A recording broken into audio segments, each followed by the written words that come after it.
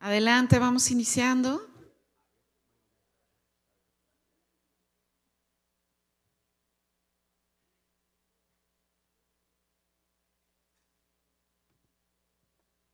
Bueno, vamos a dar inicio a esta sexta y última mesa titulada Economía Social y Solidaria y Desigualdades Sociales, que va a coordinar la maestra Josefina Robles Uribe, a quien voy a presentar ahora. Ella es académica y profesora en licenciatura y posgrado en el Departamento de Economía, Administración y Mercadología del ITESO. Es licenciada en Economía por la Universidad Iberoamericana, maestra en Economía Aplicada por la Universidad Autónoma de Cataluña y cuenta con una especialidad en Educación basada en competencias por la Universidad Politécnica de Puebla. Ha trabajado como funcionaria pública en los 3 niveles de gobierno, municipal, estatal y federal. Y desde hace 10 años acompaña proyectos del sector social de la economía en el ITESO. Muchas gracias, Josefina, y te cedo la palabra.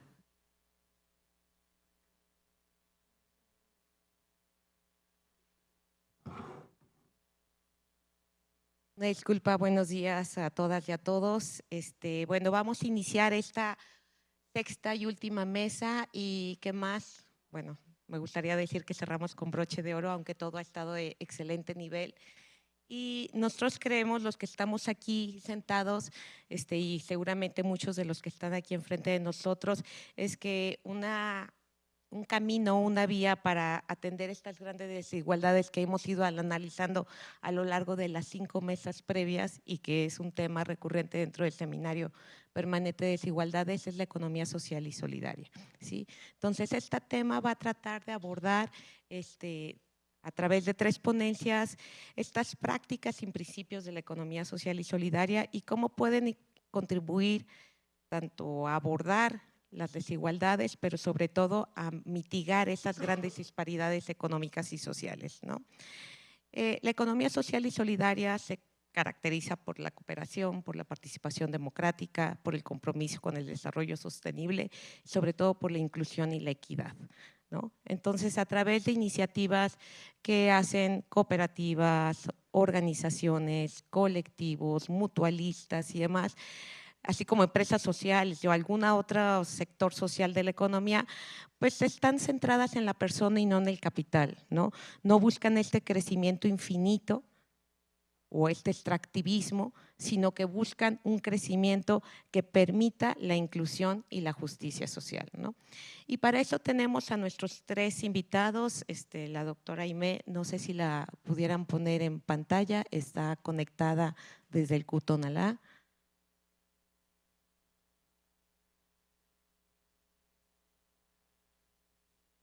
Bueno, nuestra primera ponencia viene por un compañero de aquí de casa. Hola, Aimé. Hola, buenas tardes a todas y a todos. Muchas gracias. Sí nos escuchas bien, ¿verdad? Perfectamente, gracias. Muchas gracias. Bueno, entonces nuestro primer ponente es el doctor Rodrigo Rodríguez y nos va a hablar sobre la economía social y solidaria ante la mercantilización de la vida. Rodrigo es doctor en Ciencias Sociales, maestro en Gestión y Desarrollo Social y licenciado en Psicología por la UDG. Actualmente es profesor investigador en el ITESO, Universidad Jesuita de Guadalajara, donde participa en el Centro Universitario de Incidencia Social, COINCIDE, desde el Programa de Economía y Soberanía Alimentaria, con tareas de acompañamiento, formación e investigación con organizaciones de la economía social y solidaria, tanto en contextos rurales como urbanos en el occidente de México. Particularmente en temas de economía social y solidaria, redes alimentarias alternativas, agroecología y organizaciones de producción y consumo de alimentos agroecológicos. Es parte del equipo coordinador del Seminario Permanente de Economía Social y Solidaria desde el 2020 hasta la fecha. Es parte del equipo coordinador del Seminario Permanente de Desigualdades de COINCIDE y CIFOBIS, en el cual estamos hoy, y su docencia se desarrolla en los temas de economía social, circuitos económicos alternativos y asesoría en trabajos de grado en relación a la economía social y solidaria. Bienvenido, Rodrigo.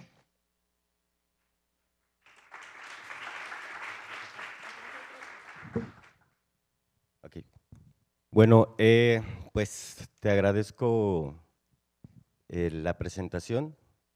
Es sobre todo, bueno, en este conocimiento que tenemos, esta colaboración que hemos tenido en varias otras actividades y proyectos.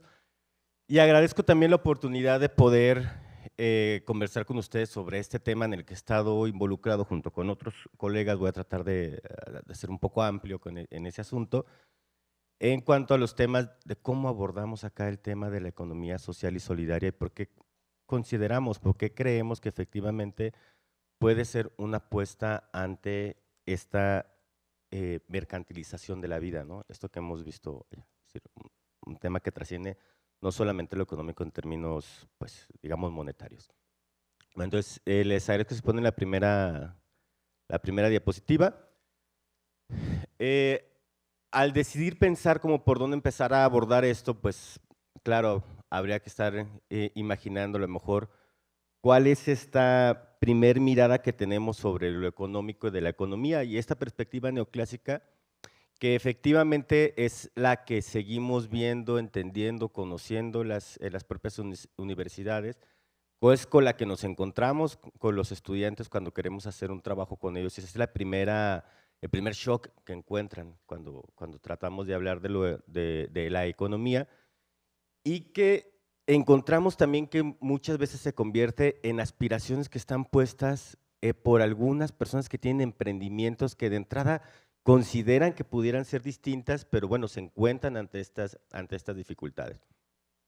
Bien, creo que considerarlo así implicaría solamente estar en el entendido que esta sería la única forma válida de ver la economía y de entender la economía. Y pensamos que de entrada no es esta la forma como podríamos tener alguna posibilidad. La propuesta entonces sería que entráramos a verlo más bien desde el asunto del pluralismo económico, ver qué otras cosas más suceden además de esto que está sucediendo a la par y que está puesto, que sigue estando ahí al centro. Si no lo vemos así, si no entendemos desde este pluralismo estos procesos, por tanto quedarían afuera todas las expresiones de economías comunitarias con las que nos encontramos y que efectivamente suceden allá. Es decir, no es que están en algún lugar lejano, totalmente desconocido, están sucediendo ahora mismo fuera en diferentes contextos. Expresiones como el trueque que se hacen de manera efectiva, las redes de intercambios y servicios que siguen existiendo y siguen funcionando en este momento, las propuestas de comercio justo, todas estas posibilidades que hay desde hacerlo de una manera a base de certificaciones, seguimientos, etcétera, y otros que tienen una postura radical y dicen hagamos estos intercambios justos sin necesidad de que un tercero venga y nos certifique que efectivamente es así. Las monedas comunitarias, el quehacer de las propias mutuales y estas otras propuestas que son igualmente valiosas e importantes como la economía ecológica y los ecofeminismos que efectivamente vienen empujando y vienen diciéndonos que hay otras maneras de entender la economía. Muy bien, verlo solamente desde esta mirada que sería la convencional o la imperante, pues nos diría que hay tres cosas principalmente que deben de considerarse y tomarse en cuenta, ¿no? Tres aspectos que resaltan. Hay una racionalidad instrumental, hay una mirada de la propiedad privada como única forma de propiedad posible y un mercado como la única manera de ejecutar todo tipo de intercambios. Estas serían como las tres principales miradas que se defienden acá y que desde la economía social y solidaria trata de verse de manera distinta. Muy bien.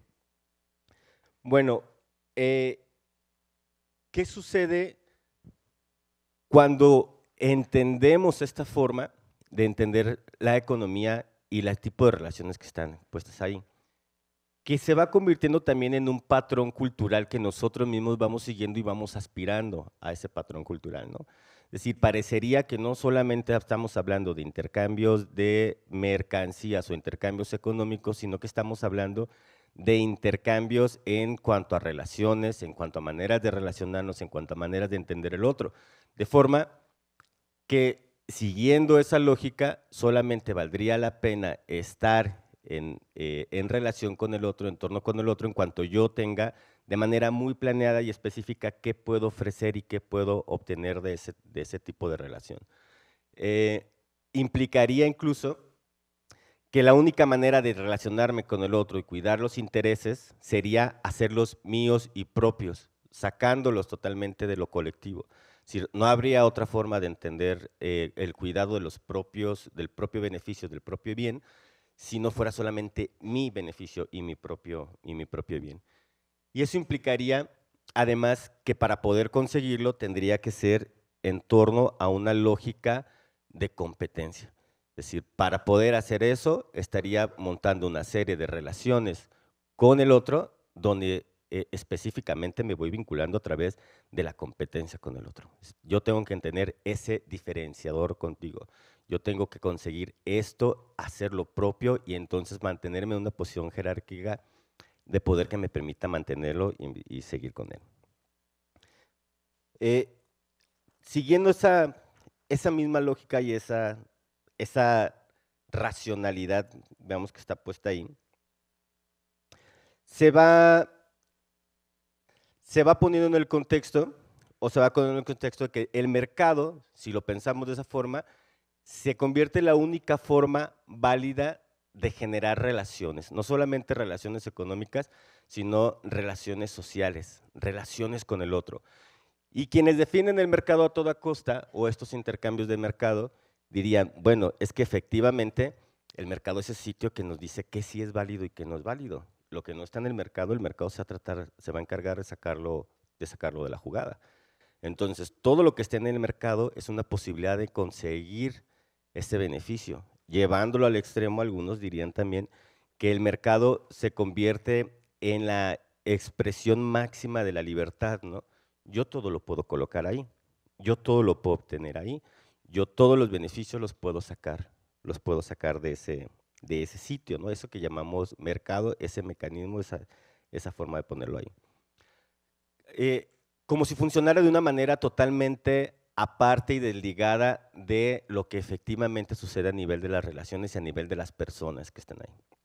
Bueno, ese choque cultural lo encontramos cuando nos acercamos efectivamente a ver qué es lo que sucede con las personas allá afuera y la manera en cómo están tejiendo esas relaciones que son de intercambio, que son comunitarias, que son de reciprocidad, que son de cercanía y que efectivamente también son económicas, ¿no? Eso lo encontramos en esa discusión allá afuera. Hay una mirada que tenemos que parece que es totalmente dicotómica, es decir, hay una forma única y exclusiva, una forma mejor de hacer economía que es esta, y por tanto hay que entrar a esas reglas. Y todo habría que convertirlo en algo que tenga un valor específico en el mercado para poderlo intercambiar. Cuando vamos y vemos o tratamos de entender qué es lo que está sucediendo con las personas, decimos, bueno, lo que pasa es que incluso hay algunos derechos o algunas cosas que se han ido convirtiendo en objetos que pueden ser colocados en el mercado y por tanto se convierte también en un principio esto con lo que se puede comercializar. Ya no es solo lo que está ahí, sino lo que está detrás de ello. Voy a hablar de este ejemplo, ¿no? Podemos encontrar que hay una dicotomía entre lo que sucede con la persona y con la naturaleza. Ya no es este bien común que encontramos en el agua, en la tierra, en el paisaje, estas posibilidades donde la vida efectivamente encuentra medios para satisfacerse, sino que estos se convierten en aquellos productos que pueden ser comercializados. La tierra tiene un valor específico en cuanto vale en hectáreas para poder producir en ella en algo. En cuanto yo puedo expropiarla y hacerla mía y entonces yo tener total control y mandato sobre ella. Esta contradicción es la que estamos encontrando ahí. Bueno, hay un ejemplo que quisiera colocar acá, es con esta pregunta que está aquí puesta, no puedo dejar de hablar del tema de los alimentos, puesto que eso es uno de los objetivos con los que estamos trabajando nosotros constantemente. Y partimos de esta pregunta. A ver, ¿la alimentación es un derecho o es una mercancía? Esta alimentación adecuada. ¿Solamente es una mercancía con la que se logran transacciones económicas? Y llegamos a preguntas como estas cuando encontramos demandas específicas de las personas que están tratando de llevar una producción de alimentos sana, adecuada, libre de agroquímicos, con ciertas características que se alejan de esta producción agroindustrial. Y en la demanda encontramos cómo puedo hacer para que mi producto llegue al mercado, cómo puedo hacer para vender más, cómo puedo hacer para no dejar para que esto siga siendo mi forma de subsistencia. Bueno, nos hacemos esa pregunta, nos acercamos con varias personas que estamos tratando de entenderlo de diferente forma y nos encontramos entonces con una problematización que hemos hecho con eso, varias personas que estamos involucrados en ese tema de la economía solidaria acá en el ITESO, y decimos, bueno, podríamos encontrar un problema. Efectivamente, este tipo de alimentos que se están produciendo y que están poniéndose en circulación por medio de circuitos económicos que tienen que ver con la solidaridad, es valorado hasta el día de hoy más desde su valor de cambio que desde su valor de uso. Y eso ya lo pone en una discusión diferente. ¿Por qué consideramos que está sucediendo eso? ¿A qué obedece que esté sucediendo eso? Bueno, encontramos que hay 3 causas principales por las que está sucediendo. Hay una dependencia casi absoluta del sistema agroalimentario industrial, que se rige sí por estas reglas que hemos dicho antes, y que dictan efectivamente qué se debe de producir, en qué circunstancias, en qué manera, y cómo se está orientando con una finalidad productivista y con fines meramente económicos. Es decir, estamos produciendo mercancías que deben de ser comercializadas para obtener una ganancia económica de ello. Hay una regulación laxa y mínima que favorece que eso sucede. Cuando nosotros volteamos a ver cuáles son las políticas en torno a la producción del propio alimento y empezamos a discutir si esto debería ser tratado como un derecho, como una mercancía, lo que encontramos es que hay una tendencia que está centrado sobre todo en factores productivos que están orientados a la exportación y que muchos de ellos no significan necesariamente alimentos, sino productos que van a ser transformados para entrar en estas cadenas industriales, ¿no? Bueno, una tercera razón de esto tiene que ver con una desvinculación con los propios productores. Voy a tratar de concentrar en un ejemplo sencillo o específico esto. Actualmente estamos trabajando este tema de investigación vinculando con otras personas en la universidad y nos damos cuenta, caemos a uno de los objetivos, uno de los casos, en San Juan Evangelista. En San Juan Evangelista nos encontramos con una persona que tiene esta demanda. ¿Qué sucede con esta demanda de ayuda?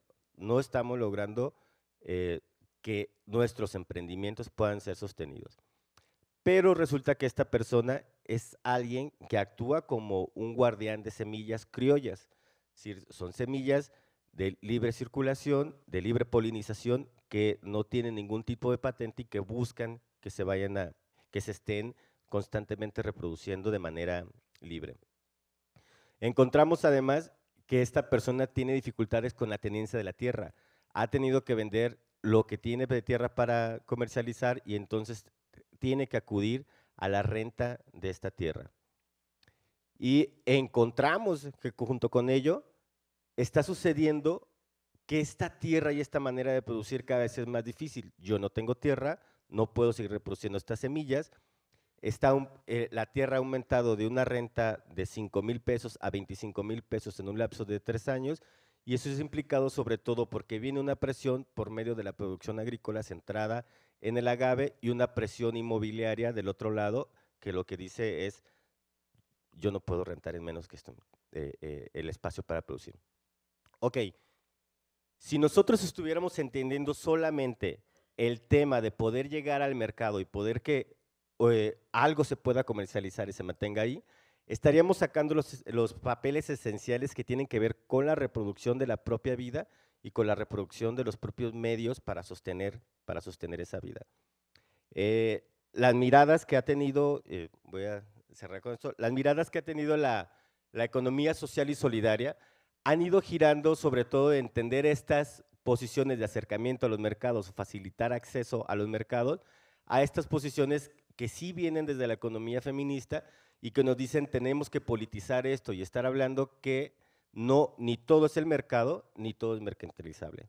Y que para conseguir que eso suceda debemos aprender a nombrarlo, decirlo, mirarlo, entenderlo, ponerlo en su justa dimensión y para eso habrá que salir de las reglas de la mirada convencional de lo económico, ¿no?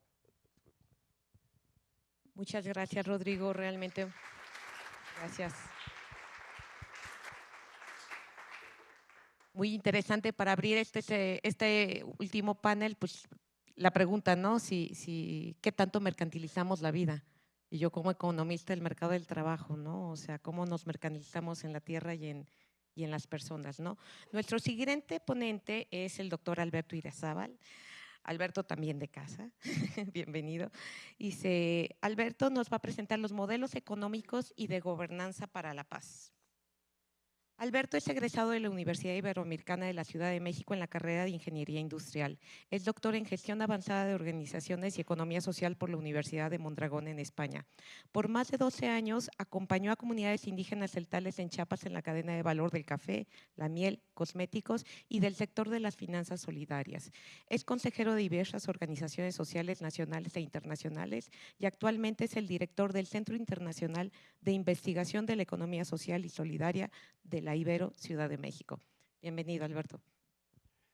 Muchas gracias, Josefina, y pues muy buenas tardes a todas y a todos. La verdad estoy muy contento, han sido 2 días muy interesantes, la verdad es que he aprendido un montón de las diferentes mesas y yo creo que hace sentido también un poquito ir cerrando con esta mesa y voy a empezar un poquito la plática hablando de la crisis civilizatoria. Puede ser rápido porque creo que en todas las mesas se ha visto presente este momento de crisis por el que transitamos, ¿no? Y como uno de los caminos que queremos, y al menos los que estamos aquí estamos convencidos de que así es, pues son estas economías alternativas, estas economías sociales y solidarias, como uno de los caminos o trayectorias que nos pueden ayudar a pensar y accionar justamente para salir de la misma. La que sigue, por favor. Entonces voy a ser rápido. Nosotros en el CIES hacemos este análisis de crisis civilizatoria. Vemos justamente estas como pérdidas de coherencia del sistema económico, esta exacerbación en las contradicciones. Cada vez más hay más personas sumergidas en pobreza, cada vez más hay personas en situación de desplazamiento forzado, ¿no? De refugiado, ya lo veíamos en una de las mesas. Cada vez más aumenta la brecha, también ya se platicaba aquí el día de ayer, en términos de la desigualdad en América Latina y pues México tristemente como uno de los países de ejemplo en ese tema de las desigualdades. También hoy en la mañana ya se hablaba, ¿no? de esa crisis también en términos de la sustentabilidad, hoy el día que se hablaba con el agua, pero pues también tiene que ver con el aumento de las temperaturas. México es un país megadiverso, entonces a nosotros nos pega de manera muy profunda, ¿no? Y también se hablaba de que es a nivel planetario, estamos todas y todos conectados, entonces es parte de pues sí, de los síntomas que nosotros vemos y que nos lleva también justamente a buscar las salidas y que además yo aprovecho para celebrar que este seminario se da en el marco del doctorado, ¿no? Justamente para pensar de manera profunda, estratégica, estas acciones pertinentes que nos ayuden a salir de la misma, ¿no? Y bueno, vemos las tensiones justamente, y ahora sí hablando de mercado, que existen, por ejemplo, entre capital y trabajo, también creo que se ha hablado de ello, capital y naturaleza, ¿no? Pareciera que no están sintonizadas y alineadas los dos paradigmas, uno que prima el capital sobre la naturaleza, también el que prima el capital sobre el trabajo. Y hablaremos de algunas de las salidas. La que sigue. En América Latina especialmente se vive esta crisis, ¿no? Que hablamos que parece que es época de poscrisis continua, ¿no? Antonio Guterres en la Asamblea General de las Naciones Unidas hace 3 años hablaba de la cascada de la peor cascada de crisis de nuestras vidas, ¿no? Y cada vez que él sale a hablar a la Asamblea General, habla de esta cascada de crisis y un poco la imposibilidad también de estos órganos multilaterales pues para poder enfrentarlas. Creo que ayer también Alejandra hablaba de esa crisis del multilateralismo, ¿no? Vemos a los gobiernos sobrepasados por los grandes mercados y por las instituciones financieras. Vemos ese hartazgo de las poblaciones y cómo eso también va teniendo pues cabida para estas narrativas populistas. También creo que ayer se hablaba de derechas, de izquierdas, progresistas, conservadoras, ¿no? Y que nos habla de esta crisis del modelo de democracia que prometía el bienestar y que al parecer no llega, ¿no? O al menos no llega para todas y para todos. En México, como es en América Latina, uno de estos síntomas es la grave crisis de seguridad pública, de corrupción y de impunidad, y es esta violencia como expresión del degradamiento del sistema actual, ¿no? Y los datos que se tienen, al menos de 2022, 27.4% de los hogares fueron víctimas de un delito. Solamente se denunciaron pues, menos del 10%, y eso nos atraviesa a todas y a todos, ¿no? Y bueno, ya platicábamos del cambio climático y especialmente su presión a las comunidades que están en mayores condiciones de vulnerabilidad, ¿no? Y luego también hacia dónde vamos, ¿no? Estas cascadas de crisis, ¿no? Cómo se va viendo la pauperización del trabajo con cada una de las crisis. La política pública es pauperizar la forma de acceder a un trabajo, ¿no? Y eso se va quedando. Los cambios tecnológicos que vienen, también en la mañana se hablaba de la inteligencia artificial y eso, las consecuencias que va a tener también en el mundo del trabajo, la autoexplotación, las nuevas formas de capitalismo, ya no nada más en el campo, también en las ciudades, está claro con las plataformas, por ejemplo, de entrega. Digamos, esto es algo que nos atraviesa y que lo vemos todos los días. Por eso la importancia de pensar en alternativas que sean contrapeso a este paradigma tecnocrático moderno, que es como lo dice el Papa Francisco, ¿no? Que sean camino justamente para poder lograr mayores niveles de igualdad y que haya menor pobreza en todo el mundo. Creo que ayer también se hablaba cuánto tiempo nos íbamos a tardar, ¿no? en salir de la pobreza como planeta, y creo que eran 200 y pico años, ¿no?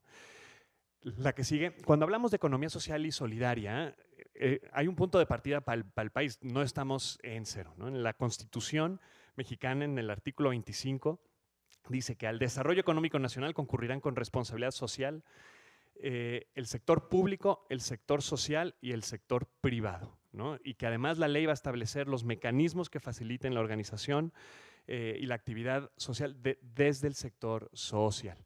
La realidad es que más bien se ha impulsado al sector público y al privado. El sector social ha sido objeto de la asistencia social. Y el ejemplo es que el INAES, que es el instituto, digamos, donde se regula todo esto, está en la Secretaría de Bienestar, donde las reglas de operación son de subsidio, ¿no? Antes, cuando era el FONAES, estaba en la de economía, ahí tenía un manejo presupuestario gris, por no decirlo así, pero bueno, estaba en la de economía. Pero ahora ya es objeto de asistencia social, ¿no? Y aún así, digo, se han hecho los estudios, la cuenta satélite del INEGI, desde mi perspectiva, queda mucho que deber, pero bueno, es un primer paso, y hablaba justamente de que aproximadamente el 1.6% del PIB nacional viene del sector social de la economía. Yo creo que es más, porque además muchos de los grupos de economía social y solidaria han tenido que diversificar las figuras jurídicas con las que operan, justamente por la imposibilidad de tener figuras jurídicas que reconozcan su objeto social, que les ofrezcan incentivos no solamente fiscales, pero sí también, por ejemplo, acceso al financiamiento.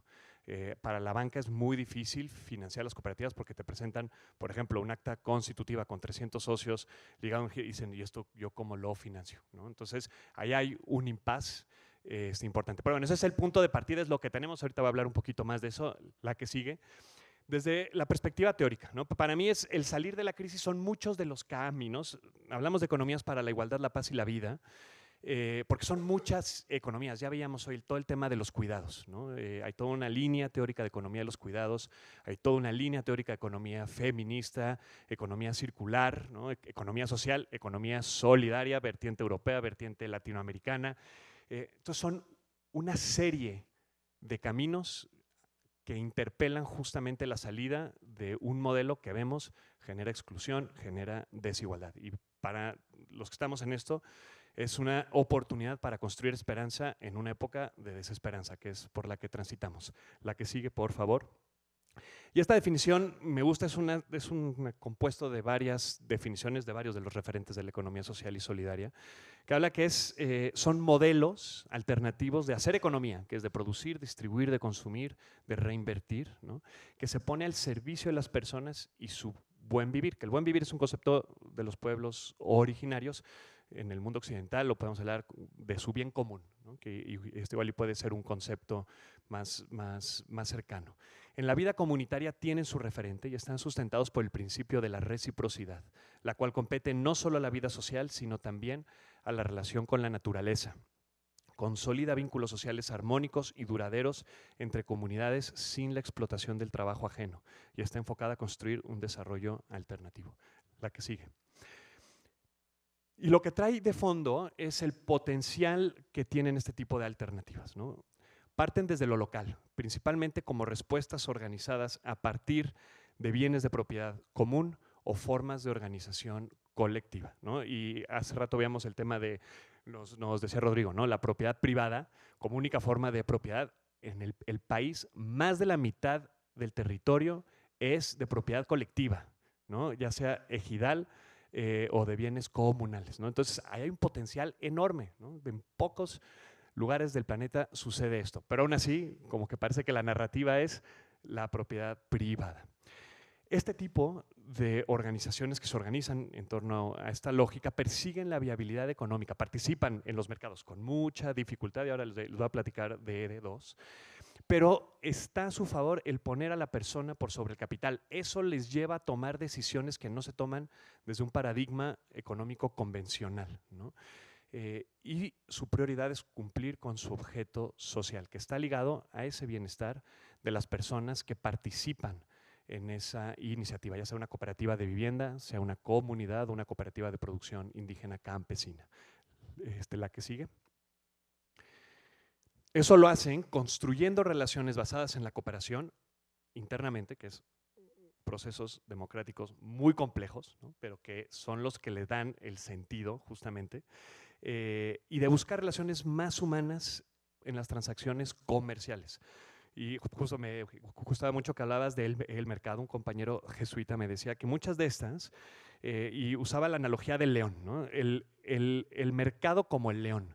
Y uno puede correr del león, ¿no? Uno puede encerrar al león en una jaula y no tener interacción. Uno puede aprender a domar el león.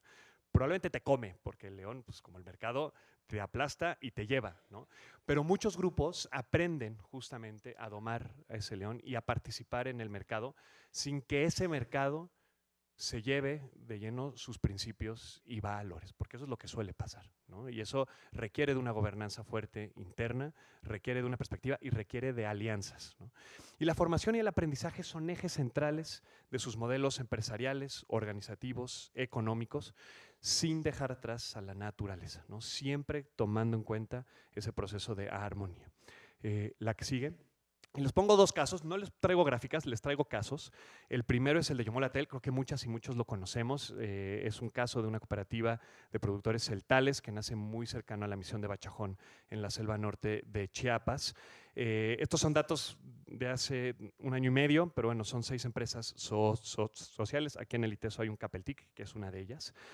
Más de 400 familias celtales, más de 70 trabajadores y ventas por 1.8 millones de dólares. Entonces, activamente participan, con dificultad, con gobernanza. Hoy en día platicábamos el tema del café en la mañana, porque si a alguien le interesa el caso, ahí están Mariana de Capeltic y Martín, que viene desde Echilón, que levanten la mano. Por si alguien tiene dudas, ahí les pueden platicar también un poquito más del caso. Pero es un esfuerzo que durante mucho tiempo se ha venido consolidando, con una clave importante en la esencia de cómo se organizan estas comunidades en la Selva Norte. Muchas y muchos de los productores tienen un cargo, ya sea comunitario o de la pastoral social, digamos que tienen un nivel de formación en donde aquello que hacen lo hacen al servicio de su comunidad. Eso ayuda justamente para tomar acuerdos internos y es un proceso que también los ha llevado a generar alianzas con otras y con otros. Por ejemplo, con el ITESO, ¿no? El que haya aquí una cafetería implicó todo un proceso de relación política de la iniciativa territorial en la Selva Norte de Chiapas, a más de 1.500 kilómetros de aquí, con autoridades de la universidad, con el profesorado, con los estudiantes. Y está en un proceso que justamente hablamos de los alimentos, de producir café orgánico, ¿no? Que lo que significa es que es una alternativa a la palma africana, a la palma de aceite, que es la que desde Palenque se viene comiendo la Selva Norte. Y el café orgánico como alternativa justamente que crece por debajo de la flora local y asegura no perder justamente la biodiversidad. Otro caso es el de Anahuitzuk, que también aquí está Diego, que es colega del CIES y que desde hace 5 años ha acompañado a los compañeros Mijes ahí en el Istmo Norte, que también tiene estos componentes. Es un proceso indígena, comunitario, que se articula y busca las alianzas justamente para intentar domar el mercado, ¿no? El mercado del café es diferente al del limón. El limón es un perecedero, los mercados perecederos son muy duros, que han arrancado un proceso de transición agroecológica. El limón es monocultivo, ¿no? Y llegó al Istmo desde Martínez de la Torre, desde Veracruz, justamente buscando pues los mercados de exportación. Otra vez, es una empresa que el año pasado vendió más de $2 millones, ¿no? En exportaciones de limón, y que eso los pone en tensión, ¿no? El proceso comunitario local, cómo se pone en diálogo con un proceso de mercado, ¿no? De vender limón en Estados Unidos, que tiene todo un proceso comunitario de base, un proceso de transición agroecológica, lo mismo que con el caso anterior, con el de Yomolatel, y eso constantemente los pone en tensión. ¿La que sigue? Sí, y voy a cerrar con dos listas. Una, para clarificar los potencialidades, ¿no? Que son, digo, les ponía estos ejemplos. Este tipo de organizaciones ponen a las personas y las comunidades al centro, pero generan riqueza. Y eso asegura su redistribución de una manera más eficaz, ¿no? Crean en fuentes de autoempleo en condiciones de dignidad, ¿no? Con una propuesta de autonomía y mecanismos de gobernanza locales, siempre en tensión con el mercado, siempre en tensión con la inversión. La inversión, cuando llega, quiere gobernar justamente el aparato. Aquí la gobernanza se da a nivel comunitario y tiene que dialogar con los mecanismos de inversión, ¿no? Crean, desarrollan y utilizan tecnologías para vivir en armonía con la naturaleza, ¿no? Las dos tienen todo un proceso de regeneración agroecológica con el origen del alimento que comercializan, ¿no? Y construyen la paz a través de procesos democráticos que competen a la vida económica, pero que fortalecen el tejido social desde una perspectiva comunitaria. La que sigue. Y otra más, estas son recomendaciones que hacíamos justamente para cómo podemos asegurar un piso un poquito más parejo, que no lo hay, para que este tipo de organizaciones puedan no solamente nacer, sino consolidarse, ¿no? El primero que vemos es mecanismos de financiamiento de capital y de vehículos de inversión. Tenemos una oportunidad, la banca de desarrollo en el país pues está medio muerta, por decirlo así. Tenemos una oportunidad para repensarla desde esta perspectiva, ¿no? Otra es pues, el programa de Sembrando Vida financia a muchísimos sembradores directamente, de manera individual, ¿no? Cómo se pueden generar mecanismos de financiamiento para que aquellos grupos que se están creando de manera muy poco a poco puedan tener mecanismos para consolidar justamente este tipo de procesos, ¿no? El marco jurídico es importante. Muchos de estos grupos tienen que crear sociedades anónimas, ¿no? Para poder convivir con el mercado, ¿no? Y lo que les supone, hay marcos legislativos en España, en Francia, que sí tienen este tipo de figuras que posibilita el financiamiento asegurando la gobernanza. Ya se hablaba ayer de una política fiscal progresiva, pero que incluya también incentivos justamente para este tipo de empresas de carácter comunitario, colectivo, en términos de estímulos fiscales, ¿no?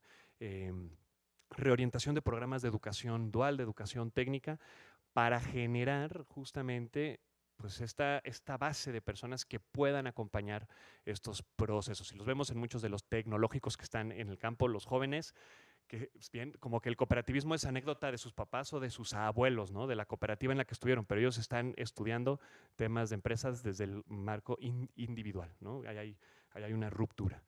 Y el diseño en conjunto con movimientos sociales de base, con estas empresas que ya tienen mecanismos comunitarios de programas de paz integral que atiendan las distintas dimensiones de la conflictividad social. A todas les afecta. Todos estos grupos tienen problemas con el crimen organizado y con la violencia. Con eso acabo. La última es, si quieren leer un poquito más, hay 2 publicaciones. La que sigue, que es uno que yo creo que lo conocen bien, es el trabajo que hicimos desde el SUG en términos de construcción de paz.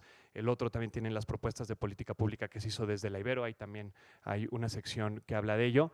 Y bueno, si quieren saber más de Yomola Tel, ahí están Martín y Mariana. Si quieren saber más de Ana Huitzuk, aquí está Diego. Entonces, bueno, muchas gracias. No, muchísimas gracias, Alberto.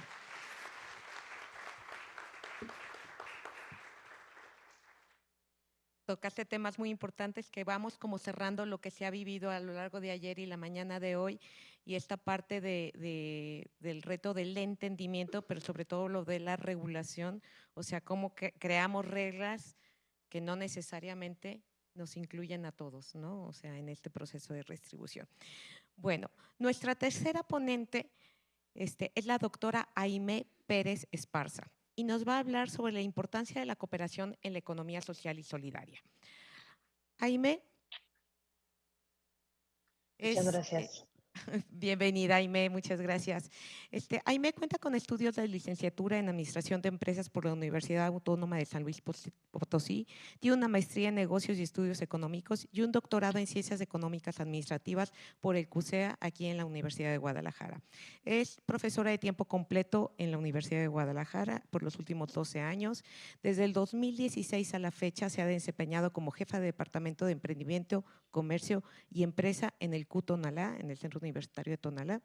Cuenta con reconocimiento de perfil PRODEV y pertenece al Sistema Nacional de Investigación SNI con nivel 1. Muchas gracias, Aimé, por acompañarnos y adelante. Muchas gracias a ustedes por su invitación. Nada más confirmar si ya están viendo mi diapositiva. Sí. Ok, muchas gracias. Bueno, les voy a platicar sobre la importancia de la cooperación en la economía social y solidaria, un poco tocando los temas que ya compartían tanto el doctor Rodrigo como el doctor Alberto. En todos estos caminos o todas estas estrategias que vamos justamente encaminando a construir posibles mejoras relacionadas a la economía social y solidaria. Que bueno, como sabemos, la economía social y solidaria mantiene como premisa la cooperación y la organización de forma horizontal y transversal con el fin de crear y proveer espacios de trabajo sostenibles económicamente. Algo que me llamaba la atención de lo que veíamos anteriormente es justamente todos estos trabajos que se van realizando de manera que nos permiten observar a las organizaciones de una manera más completa, no solamente como la típica empresa capitalista, sino también aquellos tipos de organizaciones que nos van enfocando a pues relacionar la parte social y solidaria dentro de los resultados que se obtienen. O sea, la economía social es una nueva visión que se centra en que los individuos laboren de forma libre, cooperativa y digna, desde la gestión, producción hasta la comercialización con un fin de impulsar el desarrollo íntegro del territorio del cual forman parte. Bueno, se observa en esta diapositiva que estoy mostrando, justamente, bueno, el objetivo que son la naturaleza y las personas, como veíamos hace ratito, el desarrollo sostenible, enfocado pues no solamente a la parte económica, ¿no? Sino también social y ambiental. Y como la economía social, bueno, sigue una cierta lógica de mercado y la economía solidaria no pasa precisamente por esta misma lógica de mercado. Sin embargo, cada una de estas interactúan para el beneficio social. específicamente les voy a estar hablando de lo que es el modelo cooperativista. Bueno, las cooperativas son una forma de organización más populares de la economía social y solidaria, ya que estas buscan colectivizar esfuerzos y trabajo para distintos propósitos. Si bien este tipo de organización todavía se ve con una cierta, no sé, como un cierto cuidado de saber que no siempre es tan fácil. Hace ratito mencionaba el doctor Alberto todas algunas de las complicaciones que se tienen, ¿no? Desde el tema de la inseguridad que mantienen, entre otro tipo de problemas que más adelante voy a mencionar, pero justamente este tipo de organización cooperativa pues sigue manejando esta necesidad de llevar a la economía social y solidaria hacia el logro de beneficios en común. La cooperativa como organización, dice, desde el punto de vista de la organizacional, las cooperativas son una forma de organización bien definida y con una estructura totalmente distinta de la de una empresa capitalista.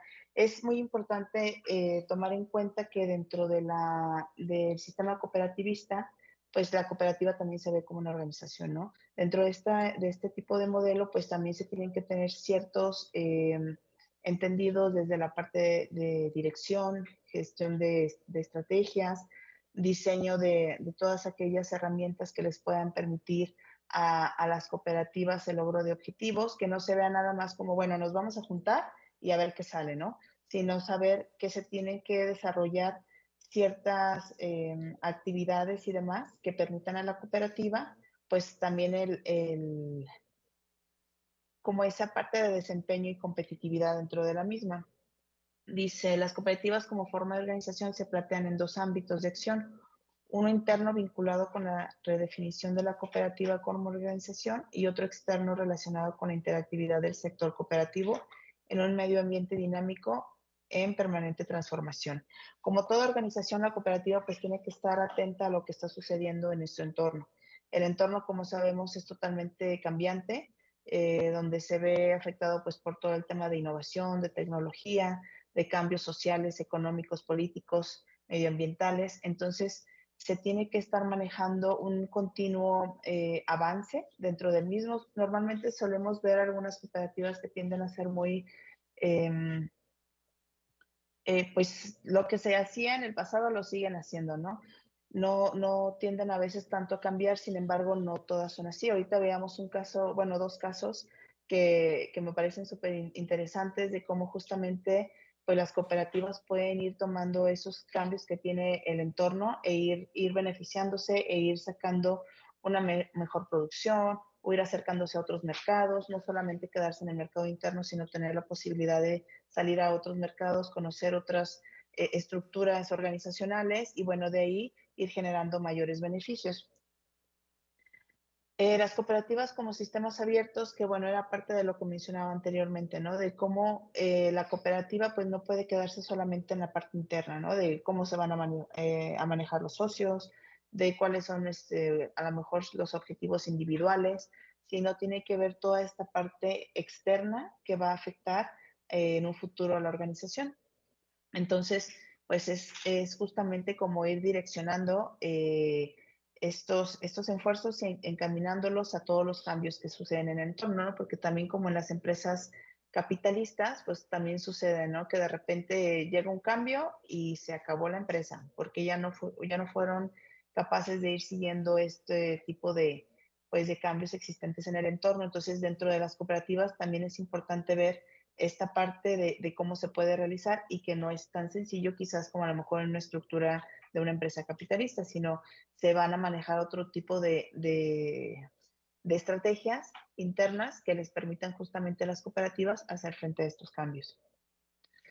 Los principales intereses de la cooperativa, dice, bueno, las organizaciones cooperativas deben fomentar que los socios cooperativistas logren la generación de beneficios financieros, políticos, tecnológicos y estratégicos que individualmente se les sería más difícil de obtener. Muchas veces los socios cooperativistas, pues bueno, sabemos que uno de los beneficios que tienen es como toda esta parte de poder hacer uso de la tecnología, de generar redes de apoyo donde los demás socios intervienen a la par y entre mayor participación se tiene, pues obviamente mayor beneficios obtiene, ¿no? Entonces es importante mencionar este tipo de organización como aquella que permite, más allá de lo que yo podría obtener quizás como de una manera individual, que se sabe que pues siempre colaborando o participando de una manera activa con demás personas que buscamos el mismo objetivo, pues podemos beneficiarnos todos, ¿no? Entonces, justamente es uno de los puntos que creo más interesantes de la estructura cooperativa, que es no nada más qué puedo obtener yo, sino qué podemos obtener los demás si trabajamos en conjunto. Y a veces es un poco complicado, sobre todo por quizás la cultura o la forma de pensar que tenemos, pudiera ser incluso a nivel país, a lo mejor un tanto individualista, ¿no? De qué tanto voy a obtener yo y a lo mejor no me interesa tanto qué obtiene mi compañero. Entonces, este tipo de organización nos permite justamente enfocarnos a grupos de personas que buscan intereses en común. Entonces, claramente, y se observan con ejemplos que ya han estado ustedes observando a lo largo de este seminario, pues se observa el beneficio que se tiene justamente de estar trabajando en colaboración, ¿no? La importancia de participar y como les decía anteriormente, tener una participación activa, de no solamente formar una cooperativa y bueno, saber qué sale, ¿no? Sino de que todos los miembros estén interesados y sepan que de acuerdo a la participación que tengan en esta, pues va a ser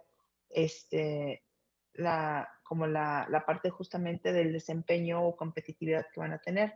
Dice, los miembros cooperativistas deben buscar el logro de altos índices de desempeño y competitividad para que sobrevivan a las exigencias del entorno y del mercado. Si una cooperativa lo que desea es pues exportar sus productos, obviamente van a tener que tener unos índices de calidad más altos de los que a lo mejor, incluso de los que llegan a tener las empresas capitalistas, ¿no? Porque pues justamente el mercado es lo que pide, ¿no? O sea, el mercado se vuelve cada día más exigente, entonces la organización cooperativa tiene que estar dando o haciendo frente a estas necesidades o problemáticas que va enfrentando el mercado para no quedarse atrás. Bueno, dentro de la economía solidaria, dice, es un sistema abierto y flexible que busca prevalecer las transacciones justas y que benefician a todas las partes basado en generar relaciones de reciprocidad. Los factores que influyen en la economía solidaria, dice, bueno, dentro de la economía solidaria se menciona la parte de los valores, la sostenibilidad y equidad, educación solidaria, organización y gestión, derechos y deberes.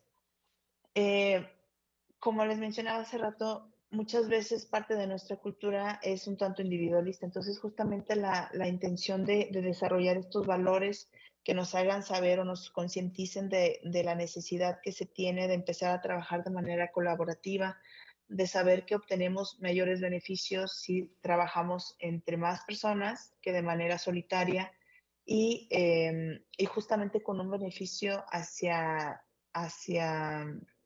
la parte sostenible, ¿no? O sea, no dañar al medio ambiente, no solamente beneficiarnos de la parte económica, sino también tener en cuenta la parte social, la parte del medio ambiente y todo aquello que nos permite pues preservar en la actualidad los recursos que van a tener pues en el futuro, ¿no? La sociedad como tal. La organización y la gestión, pues también tener ahí la conciencia de que estas organizaciones, si bien se basan en una economía solidaria, social y solidaria, pues también tienen que tener bases de empresa, ¿no? O sea, desde saber cómo dirigir, la parte de las estrategias, de la gestión estratégica adecuada, recursos y capacidades, etcétera, ¿no? Todo aquello que envuelve como tal a la parte organizacional o de empresa que se necesita para hacer frente a. Y bueno, los derechos y deberes, ¿no? Saber que todos los miembros tienen que participar a la par, que lo que se busca es justamente este sentimiento de colaboración y no de individualismo. Y dentro de la parte de la educación solidaria, este es de repente lo que puede resultar más interesante y también a la vez un tanto complicado, ¿no? De cómo poder transformar la mentalidad que de repente se puede llegar a tener para, pues, que se manifieste de una manera más pues como menciona aquí, ¿no? Comprometida con el desarrollo sostenible y solidario.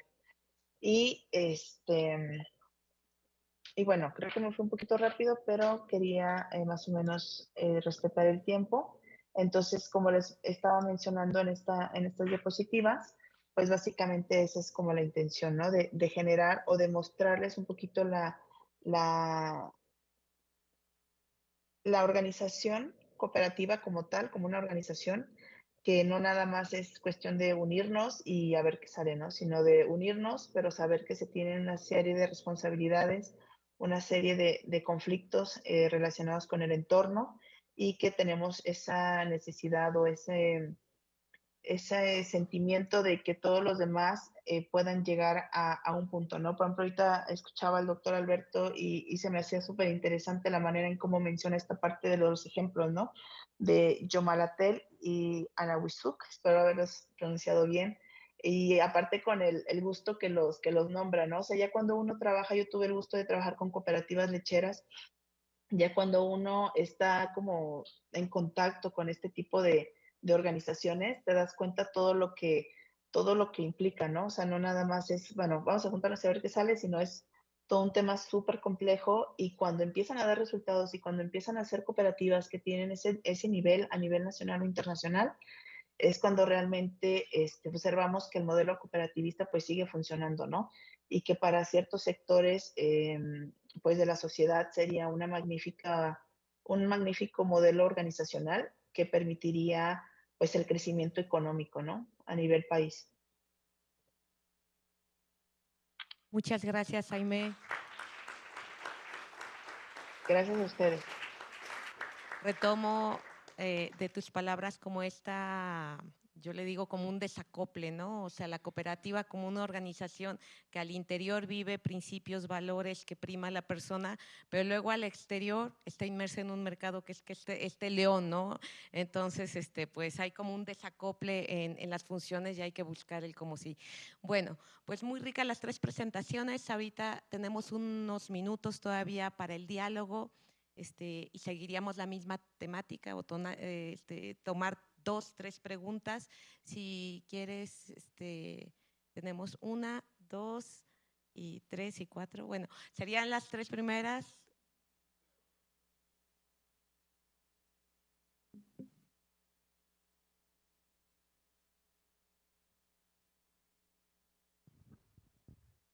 ¿Quién sería? Adelante. Sí, sí. ¿Sí? Bueno, quería compartir un caso, luego ver qué opinan. Lo que quería decir es que fuera del campo cultural se habla poco de las crisis que se enfrentan ahí.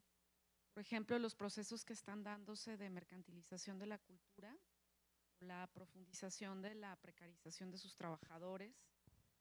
Tampoco se habla de la manera en que estos agentes, por ejemplo, artistas o gestores culturales, están organizándose para contrarrestar estas problemáticas. Y esto es importante porque, por ejemplo, las artes o el patrimonio cultural y natural, que son 2 de los ámbitos más visibles de la cultura, no han logrado nunca adecuarse a la economía de mercado.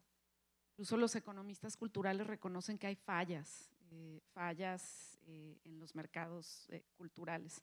Lo que quiero destacar aquí es que se han fraguado desde hace mucho, pero sobre todo en los últimos años, importantes iniciativas y redes de economía social y solidaria, así como de cuidados en el teatro, la música, la danza, el arte contemporáneo. Y también estos agentes han buscado participar en procesos de gobernanza, no siempre con buenos resultados, es más, yo diría que casi nunca con buenos resultados. Y como decía ya, muchos colectivos de artistas además están implicándose con diferentes comunidades para enfrentar problemáticas asociadas a violencias múltiples de carácter medioambiental o de género, etcétera. Entonces, quería explorar con ustedes si conocen casos específicos y bueno, pues eso, ¿no? Como colocar en el mapa lo que también está sucediendo de este lado. Luego si quieres, estaba primero, recuérdame tu nombre. Ajá, Pablo, perdóname.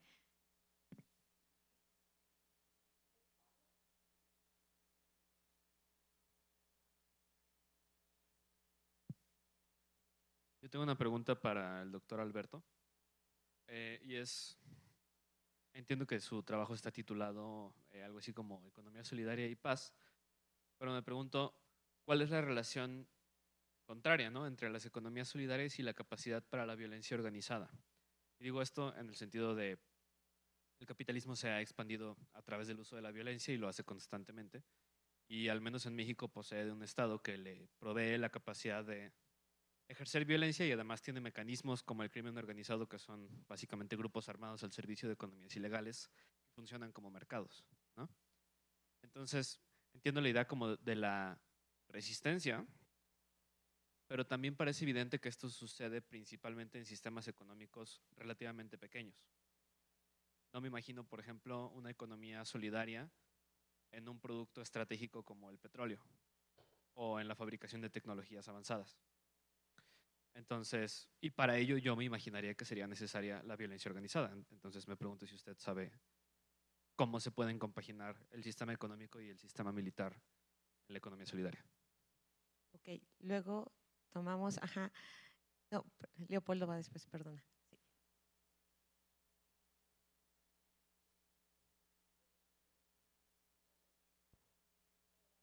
Gracias, José.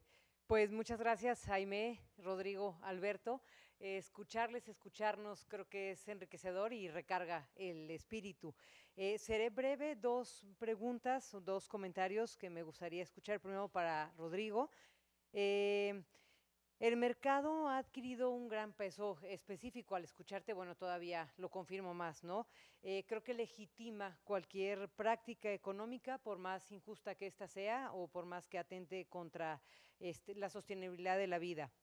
Desde la perspectiva, Rodrigo, de la economía social, ¿qué papel debe desempeñar el mercado mismo? Es decir, ¿cómo se podría transitar de ser un fin, que ahorita pareciera que es el fin, a ser un medio, ¿no?, en tanto esto que nos compartiste?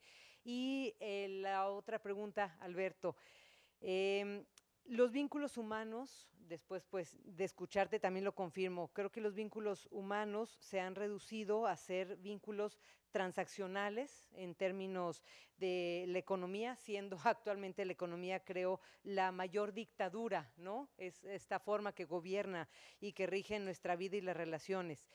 ¿Cómo se podría cambiar el enfoque? ¿Cómo se podría hacer desde la economía social y solidaria para recuperar estos vínculos humanos y que dejaran de ser estos transaccionales que ahora son como los que nos caracterizan como sociedad? Gracias, José. Gracias, Ana Laura.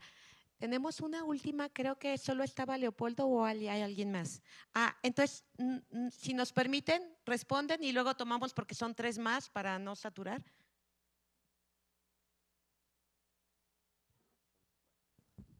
Muy bien. Bueno, con este tema de la cultura, efectivamente parece que en los temas de cultura se repite esta idea de que si no se convierte en algo que pueda ser mercantilizado, pues no tiene ningún valor. Es decir, una obra escrita no tiene valor si no se puede lucrar con ella de alguna forma, una puesta en escena tiene que llegar a ese punto, si no, no vale ahí, ¿no? Sucede de manera similar con lo que nos hemos encontrado en algunos casos con la riqueza biocultural o el patrimonio biocultural. Es decir, todo eso que está puesto al servicio de la vida de las comunidades parece que tiene sentido cuando alguien encuentra un valor económico a ello, ¿no? Es decir, la cocina tradicional cobra sentido cuando alguien se da cuenta que eso lo puede comercializar y entonces ponerlo al servicio de estos mercados, y sucede con muchas otras cosas, es decir, el uso del entorno del patrimonio de la naturaleza con fines ceremoniales o con fines de ecoturismo va teniendo distintas visiones. ¿Qué pasa en el entorno de los propios colectivos? Yo encuentro por ahí algunas pistas, no necesariamente que provienen de algunos colectivos que tienen que ver con cultura, pero creo que pudieran funcionar también cuando buscamos autonomía en las propias iniciativas, y creo que ahí los colectivos culturales tienen mucho que decir y una experiencia larga. Muchas expresiones se han movido desde el tema de la autonomía, pero es autonomía para reinventar las maneras en cómo nos relacionamos entre el interior y entre los propios colectivos. Por ejemplo, si pensamos que una serie de proveedores, contactos intangibles son solamente propiedad de un colectivo o propiedad de quien coordina ese colectivo, es muy difícil que podamos llegar realmente a tener prácticas de colaboración. Cuando llegamos y ponemos sobre la mesa las cartas abiertas y hablamos de con quiénes nos relacionamos, de qué forma, cuáles son los costos, los precios, las maneras, eso nos va dando pistas entonces de cómo sí podríamos hacer frentes comunes para actuar desde la propia autonomía, pero en comunicación con otros, y eso es algo que de nuevo la propiedad privada dice, no, es tu contacto, es tu patrimonio, tú lo has construido en 20 años, no se lo tienes que entregar a nadie más, ¿no? Entonces, yo encuentro pistas por ahí. Por otro lado, también no caer en esta cosa que puede ser quizás hasta fantasiosa, de que no se debe de hacer una petición específica en lo político. Y las administraciones están ahí.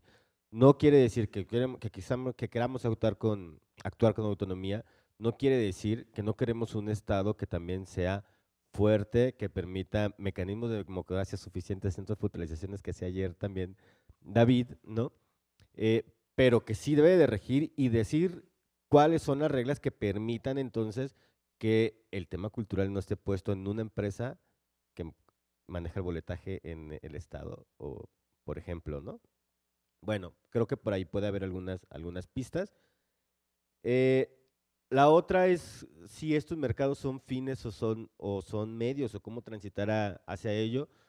Pues una de las propuestas que tiene precisamente estas miradas es no todo se resuelve en los mercados, ¿no? No todo se resuelve así. Habrá cosas que sí habrá que entrar, claro, no desconocerlas, no hacerlas a un lado y saber cuáles son los mecanismos, aprender a domar, a interactuar o a aniquilar ese león, o a que no te coma por lo menos.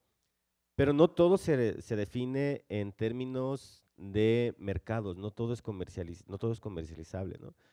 Y eso nos hace mucho ruido si no lo logramos separar.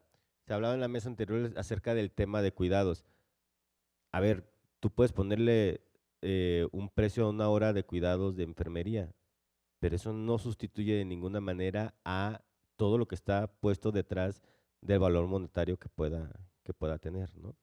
Tú puedes ponerle precio a una hectárea de tierra, pero eso no sustituye para nada todas las prácticas culturales y todos los nexos que hay con ello, ¿no? Entonces, me parece que habrá que entender cuáles son las reglas en las que se juegan unos y otros, y por supuesto que no hay una forma única de entrar, ¿no? Gracias. Sobre el tema de la mercantilización de la cultura, los ejemplos que conozco, por ejemplo, en España está la figura en donde hay cooperativas que asocian a diferentes tipos de artistas simplemente para resolver la ineficiencia de poder dar una factura, ¿no? Y que eso también conlleva desde un espíritu más artístico a otras formas de interactuar, ¿no? En México, justo está en Oaxaca el lunes acompañando a un grupo, una cooperativa que trabaja en el tema del barro negro. Es entre artesanía, pero también está ligado al tema de la cultura. Y decían que ellas se habían hecho cooperativa para enfrentarse al monstruo del SAT, porque ese era como el gran monstruo, ¿no? Y que eso les había llevado a todo un proceso, como por un lado asambleario, en torno a qué aprendizajes para ser artesanas en colectivo, a diferencia de estar en un grupo de artesanas para poder vender sus productos en los mercados de Oaxaca o en el de Coyotepec, ¿no? Entonces, hay un tema ahí como en términos a cómo me relaciono con el mercado y los beneficios que puede ser cooperativa. Otros casos también veo mucho como del mundo de la cultura, está el cómo me salgo del modelo económico del padrinazgo, encontrar a un padrino que me financie, ¿no? Que es como bastante común, a un modelo que más bien desde lo colectivo podamos tener nuestros mecanismos de financiamiento, ¿no? Y eso he visto que muchas van avanzando hacia modelos híbridos. El de las mujeres de Barro Negro trabajaban muy de cerca con una AC que había sido apadrinada por Toledo en Oaxaca y tenían este espíritu, y al final las que estaban en la CE se hicieron miembros de la cooperativa con las artesanas y tienen un mecanismo muy interesante, ¿no? Lo veo, por ejemplo, en Madrid hay una editorial, Traficantes de Sueños, que tiene también el modelo, ¿no? No lo conozco bien, pero valdría la pena, si alguien lo conoce, el de Cirque du Soleil, también creo que tiene origen cooperativo. Entonces, hay modelos, hay que entenderlos y hay que ver para la realidad nacional, para nuestro monstruo SAT, cuál nos puede funcionar, ¿no? En ese sentido. Pablo, con el tema de la violencia, sí hay muchos estudios que relacionan economías extractivas con regiones sumergidas en procesos muy profundos de violencia estructural, ¿no? Y está el caso de Guerrero con las grandes minas, ¿no? Y está comprobado cómo ese tipo de economía genera violencia. ¿Cuál es la alternativa, ¿no? Digamos, desde la oportunidad que vemos con las economías sociales y solidarias justamente es que parten desde lo local, o bienes colectivos o organización. Y eso obligatoriamente te lleva a pensar desde una perspectiva colectiva y no individual. No la promesa de la riqueza, sino la búsqueda de un bienestar para el territorio. Hay ejemplos, ¿no? Por ejemplo, ahorita pienso en Europa, cuando hablabas de las grandes tecnológicas, el caso de Mondragón en el País Vasco es un contexto postguerra civil española, profunda desigualdad, profunda pobreza y, digamos, partiendo de la pastoral social de allá, se fueron generando condiciones y capacidades para que se crearan las primeras cooperativas. Me parece que el año pasado facturaron 16,000 millones de euros, ¿no? Son más de 250 cooperativas. Bicicletas, elevadores, tienen centros de consumo como los Walmarts de allá, son también cooperativas, ¿no? Uno se puede ir al caso suizo, ¿no? No sé si es más del 90% de los centros de retail son cooperativas, ¿no? Entonces, hay modelos cooperativos nacionales. ¿Qué claves hay? ¿Por qué allá pasa y aquí no? Sí ha habido un Estado que no solamente ha promovido al sector privado, sino que ha buscado relaciones de colaboración, ha promovido al sector cooperativo en este caso, muy ligado a la tecnología. Si alguien tiene un Renault, probablemente los frenos o la bomba de gasolina venga de una cooperativa, ¿no? Industrial, europea, ¿no? Pero existen estos casos. Y muchas veces cuando, por ejemplo, muchos de estos valles del País Vasco, los niveles de bienestar y de pobreza son de los más bajos de España. Hay empresa privada, hay empresa cooperativa, ¿no? Y está el gobierno fomentando ambas, ¿no? Entonces, hay casos macro nacionales ligados a tecnología en donde eso es posible. Y en Estados Unidos también, ¿eh? O sea, también hay casos, uno pensaría que en Estados Unidos no hay, ahí también hay. Y por último, el tema de cómo recuperamos los vínculos humanos en las relaciones, pues es difícil porque sí venimos de un paradigma, como les decía, un paradigma tecnocrático, ¿no? Muy arraigado en la ADN, muy arraigado en nuestras universidades y en nuestra formación también, ¿no? Desde las escuelas aprendemos a competir, aprendemos a la empresa privada. Y romper eso, yo siempre hablo que es como un poco una conversión, ¿no? Se presentaba la revista de Economía Social y Solidaria el miércoles aquí y hubo una compañera que compartía su proceso de conversión y digo, pues aquí estamos en una universidad jesuita, San Ignacio, es un gran ejemplo de conversión, ¿no? Yo creo que tiene que ver con eso, ¿no? Y para mí es, otra vez, la conversión no es una conversión del lado oscuro a la fuerza, ¿no? Sí creo más bien que tiene que ver con el darnos cuenta que estamos interconectados y ha salido durante estos 2 días todo el tiempo la posibilidad de estar interconectados. La economía social y solidaria en el campo de lo económico es una oportunidad para darnos cuenta que estamos interconectados y que apostar a ello es uno de los caminos hacia el bien común para todas y para todos, ¿no? Muchas gracias. Desafortunadamente ya nos pasamos de tiempo. Yo lo que los invito, se quedaron 3 preguntas. Leopoldo, nuestras compañeras, si quieren abordar rápidamente a nuestros ponentes, pero tenemos que dar cierre. No sé, Aimé, si quieras dar algunas palabras para ya dar el cierre, el agradecimiento. Muchas gracias. Yo básicamente en la primera participación quería mencionar un ejemplo, ¿no? Que era el que tenemos pues aquí en Tonalá. O sea, ¿cuántos artesanos no hay enfocados a muchísimas áreas específicas, que barro negro, vidrio soplado, etcétera, etcétera, etcétera.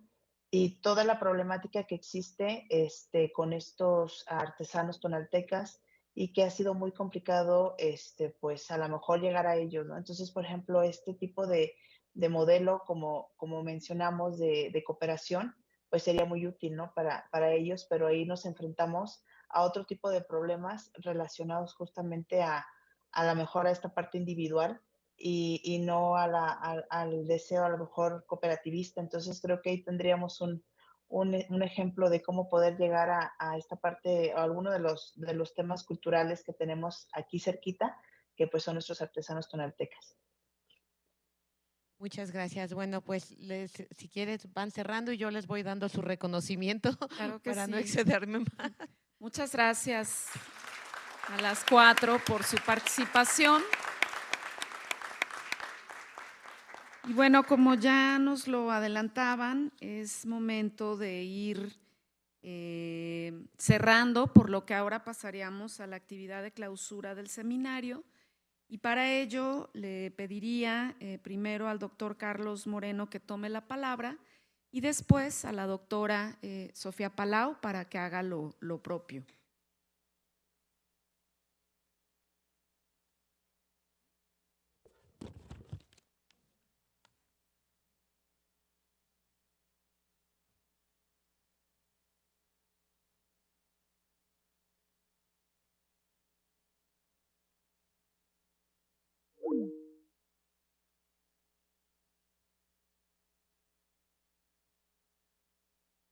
Desde aquí, ¿no? Bueno.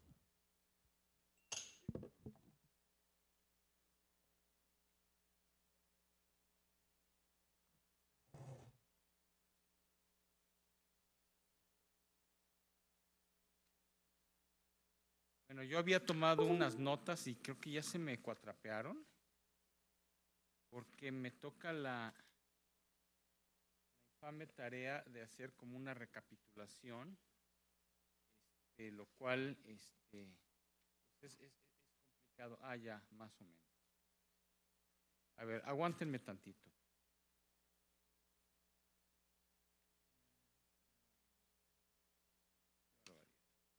Ah, ya. A ver, bueno, pues antes que nada, nuevamente un agradecimiento a todas y a todos por su paciencia, por las ideas discutidas. O sea, ha sido un seminario muy rico en ideas. Hemos tocado muchísimos temas. Debo decir, porque creo que no lo dijimos al inicio, es que cada una de estas mesas se definió cuando diseñamos el seminario en función de las nuevas líneas temáticas del doctorado, ¿no? Por eso nos costó un poquito más de tiempo de trabajo, porque también pensamos que esto es una manera de ir tejiendo alianzas con actores que van a ser de gran importancia para el relanzamiento de este programa, y por eso nuevamente nuestro agradecimiento a los coordinadores de mesa, a los ponentes, a ustedes, el público, egresados del programa, profesores de aquí del ITESO y de fuera. Muchas gracias. Bueno, quizá una de las cosas que a mí me resulta muy evidente es que el tema de las desigualdades sociales es o se está convirtiendo en una línea de conocimiento en ascenso, no solamente a nivel México, sino a nivel internacional, y me parece que esto marca una excelente oportunidad para el ITESO. No quiere decir que estemos incursionando por primera vez en el tema, sino que mucho del trabajo que ya de por sí llevamos años haciendo, estamos encontrando como un eje articulador que pues, nos viene muy bien a todos. O sea, para que un programa doctoral o de posgrado sea exitoso, la clave está en la articulación, y me parece en lo personal que fue atinado que el grupo haya apostado por el tema de las desigualdades y la sustentabilidad de la vida como el eje articulador. ¿Por qué? Uno, porque pues es transversal, ya nos dimos cuenta que es un tema transversal a diversas disciplinas, pero también es transversal a diversos métodos de análisis. Aquí hemos contado con evidencia proveniente de análisis cualitativo, hemos también recurrido a análisis estadístico, a una combinación de métodos, y creo que esa es la manera correcta de abordar la temática dada su complejidad y su interdisciplina. Otro aprendizaje que en lo personal me llevo es que el tema de las desigualdades va mucho más allá del tradicional tema de la pobreza. Es decir, durante muchos años se consolidó en México, en América Latina, en muchos otros países, pues grupos de investigación dedicados al análisis de la pobreza, y creo que hubo contribuciones muy importantes al respecto. Pero ahora la discusión me parece que va tomando un derrotero diferente, en donde la pobreza no puede entenderse sin su contraparte, que es la extrema concentración de riqueza, de privilegios. O sea, es una relación dialéctica, incluso me atrevería a ponerlo de esa manera. No se entiende uno sin el otro, y creo que esto nos ofrece una nueva perspectiva para entender los dos fenómenos.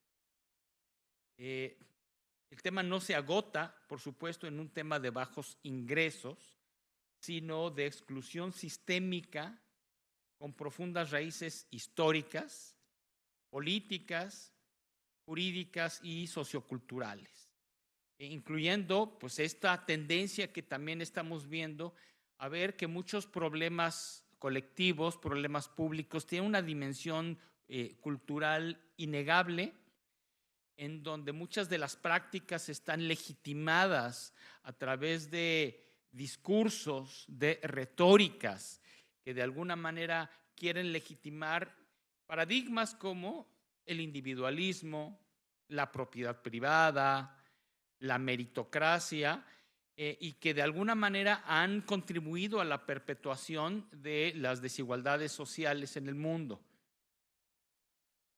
Me llevo también, como otro de los aprendizajes, el hecho de que la democracia liberal está en crisis, que fue el vehículo que muchos países, fue la apuesta de muchos países para mejorar la calidad de vida de sus sociedades, y nos estamos dando cuenta cada día más que pues este modelo de democracia liberal representativa pues en realidad se quedó mucho en el papel, y que no fue lo suficientemente capaz de transformar la calidad de vida de muchas poblaciones, especialmente de las personas en mayor situación de desventaja.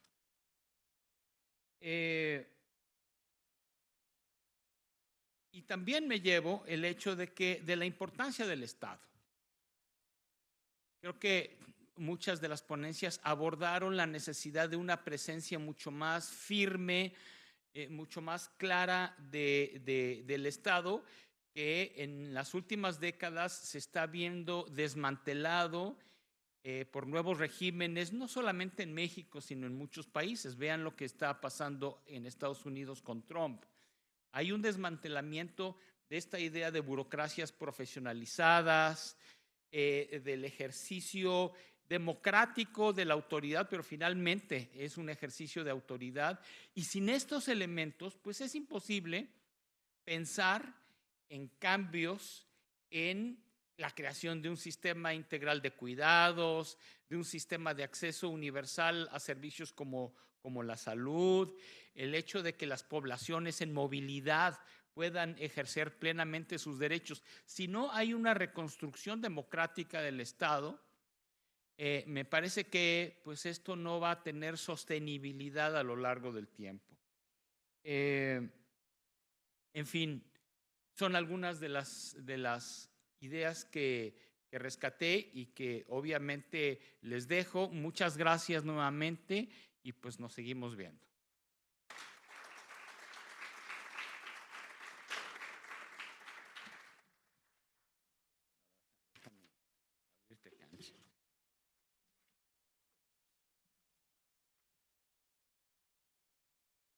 Muchas gracias, Carlos, por la síntesis. A nombre del doctorado en Estudios Científicos Sociales, quiero darle las gracias a todas y a todos por su participación en esta doble jornada del seminario Desigualdades y Sostenibilidad de la Vida. Y quiero agradecer al equipo organizador, al comité organizador, al coordinador académico, a Carlos Moreno, por supuesto, a los coordinadores de mesa, los y las, Luis Antonio González Tule, Daniela Gloss, Adriana González, Jesús Guridi, David Faust, Gonzalo Hernández. También a nuestras dos moderadoras, a Talien Corona y a Adriana Pantoja. Y a la encargada de gestión y logística, Mariana Fuentes, apoyada por María Quinn y un grupo de becarios, Nicole, Monse, Ricardo y Sofía.